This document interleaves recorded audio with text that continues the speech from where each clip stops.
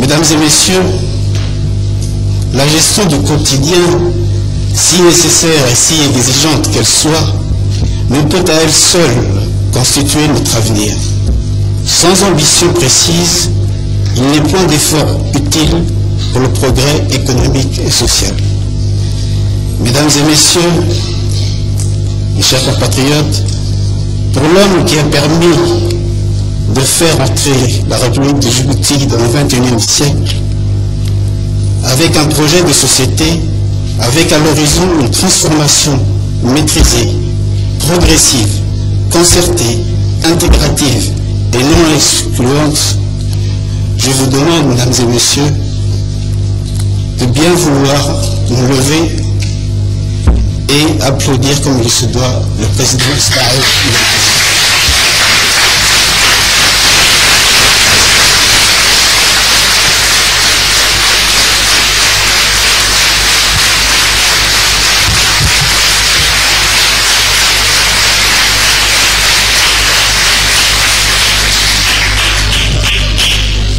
La première intervention, je pense, Excellence, celle du ministre des Finances.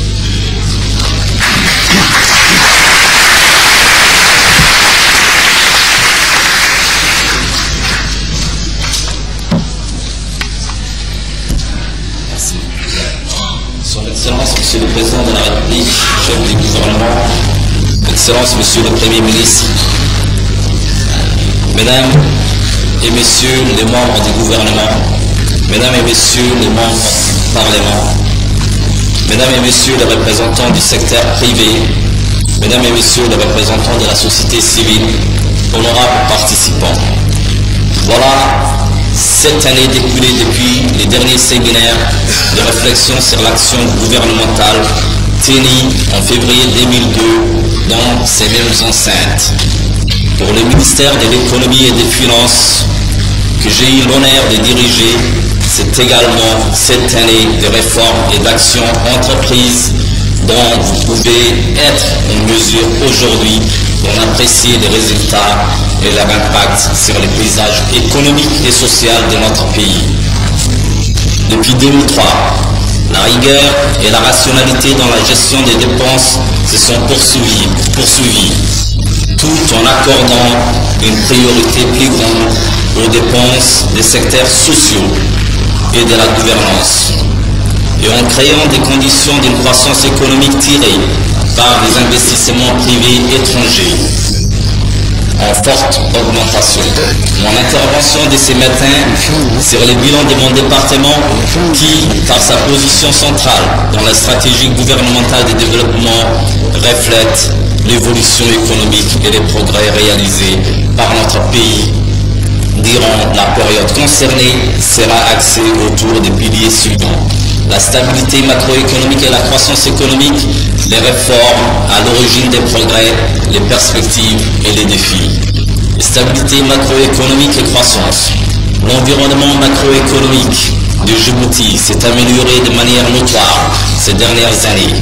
La croissance annuelle du PIB est passée d'une moyenne de 3% entre les années 2001 à 2005 et 4,8% en 2006, 5,3% en 2007, 5,8% en 2008, voire 6,9% prévu en 2009. Aujourd'hui,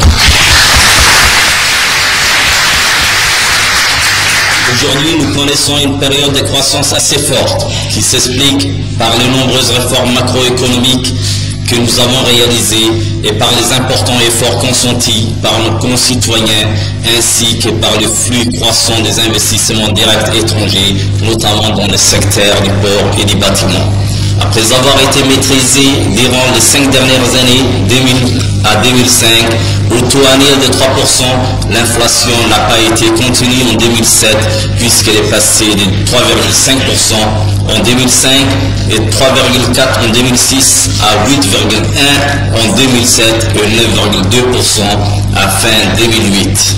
Cette progression inquiétante et imputable à la conjoncture internationale, marquée par l'augmentation des prix des produits alimentaires, des logements et de l'énergie, due principalement à la hausse des cours pétroliers.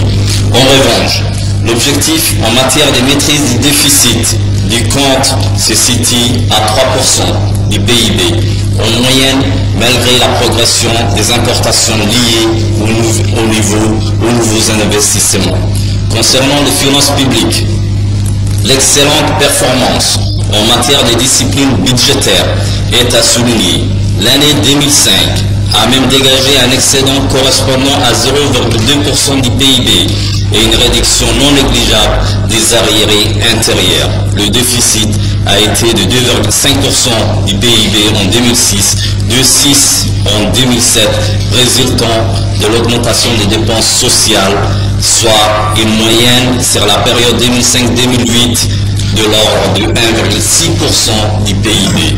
Au 31 décembre 2008, les opérations financières de l'État ont dégagé un excédent budgétaire de 2,289 milliards de francs, soit 1,3% du PIB, contre un déficit de 255 milliards. Ce solde budgétaire intérieur s'est largement amélioré en raison du niveau élevé des recettes fiscales et de la maîtrise des dépenses courantes, avec un excédent de 318 milliards de francs en 2008 par rapport aux années précédentes. Les recettes totales, y compris les dons, s'élèvent à 113 milliards de francs en 2008, contre 37,9 milliards en 2002, soit une hausse importante de 35,1 milliards. Même si les recettes additionnelles extérieures y ont contribué, les recettes intérieures ont eu une part déterminante. Après les recettes fiscales, qui ont enregistré un net progrès passant de 25,1 milliards de francs en 2005 à 30,9 milliards en 2007, à pression fiscale égale 20,2%.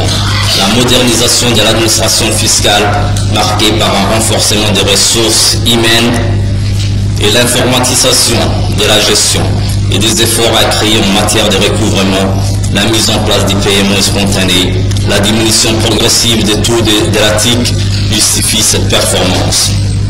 Il est fort utile de préciser que ces résultats s'inscrivent dans un contexte économique où l'afflux des IDE et les exonérations fiscales grèvent sur les revenus fiscaux de l'État.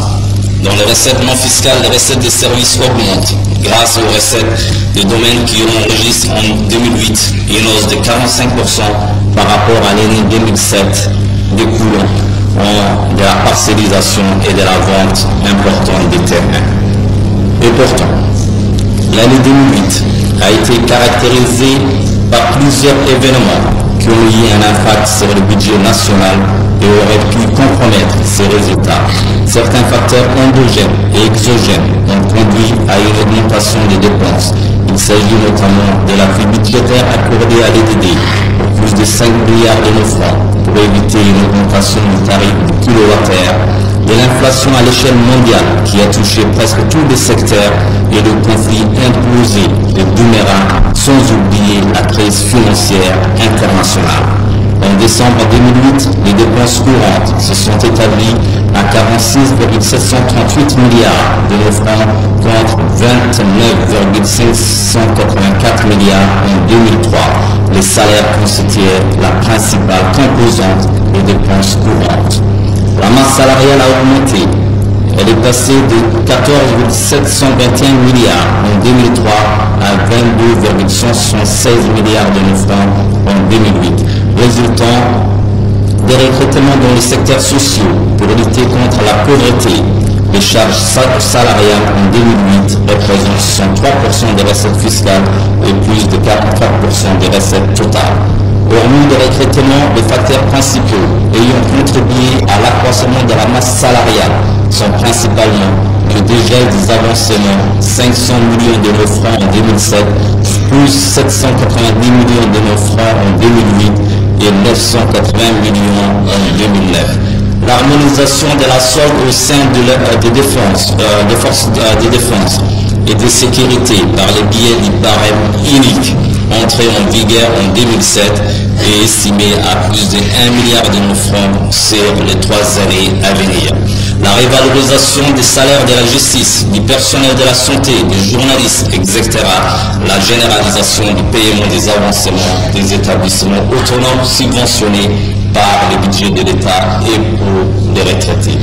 Conscient de ces contraintes et dans le cadre de la rationalisation et l'optimisation de la gestion publique, le ministère des Finances, en partenariat avec le ministère de la fonction publique, ex-fonction publique, a mis en œuvre un système de gestion fichier unique, sain et transparent, visant à améliorer la gestion quotidienne de la solde des agents de l'État. Au niveau des investissements, les dépenses s'élèvent en décembre 2008 à 24,164 milliards de nos francs contre 6 milliards en 2003.